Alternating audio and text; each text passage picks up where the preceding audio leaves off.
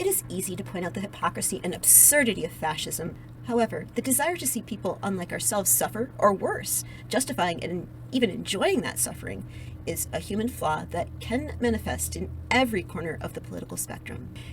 It is only natural to feel rage in the face of preventable human suffering.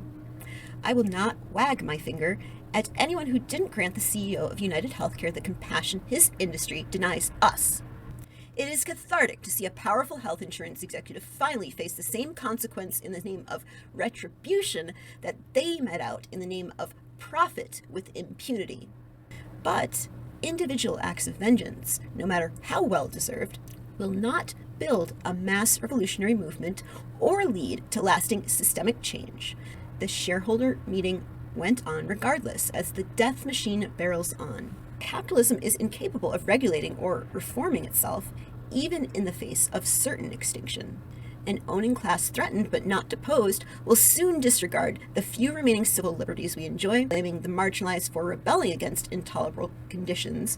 Capitalists will commit endless tax dollars to build a totalitarian militarized police state where we are prisoners under constant surveillance, especially in times of severe austerity, if this is what it takes to ensure business as usual to those in power. To those on the far left foolish enough to crave violence, I promise you, you will have your fill of it and more once we are deemed a significant enough threat. It will find us. We need not initiate it, but should expect it and be ready and willing to defend ourselves and our comrades by any and all means the owning class makes necessary. Our greatest power lies not in taking up arms, but in folding them, refusing to fight imperialist wars against working people of other nations, resisting unjust laws through noncompliance and civil disobedience, rejecting an economic system that puts profit over people. But we cannot do this alone, or as individual actors.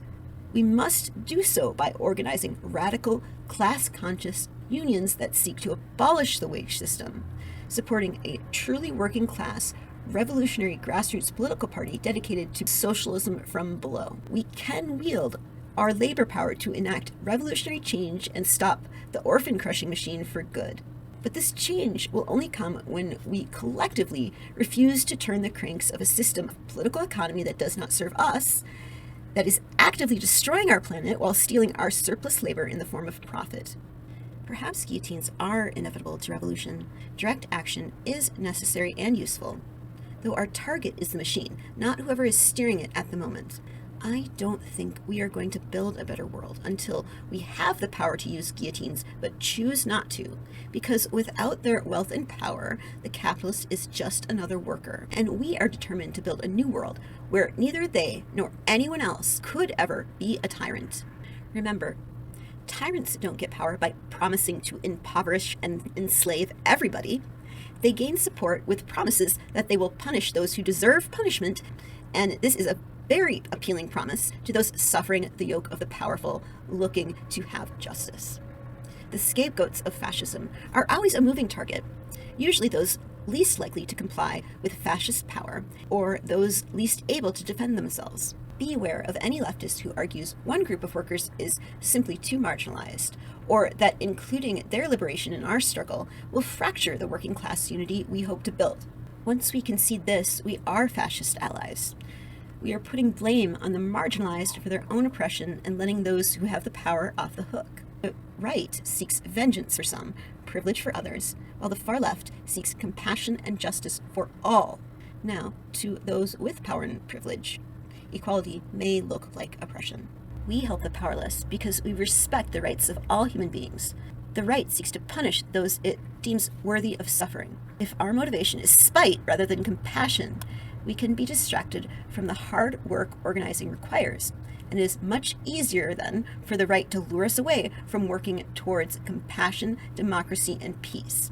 Our work demands a lot of patience and strength, and those motivated by obtaining power or in hopes of enacting revenge do not tend to last long, but they still can threaten to lead us astray from our goal of building international working class solidarity.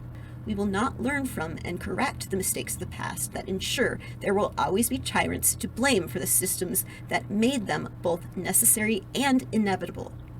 But lynch mobs bring vengeance, not justice. The problem is that power is wielded over us in the first place, not that the wrong people are in power or we simply need to reform the current system. True revolutionary change brings permanent solutions by addressing the roots of injustice with peaceful, democratic solutions.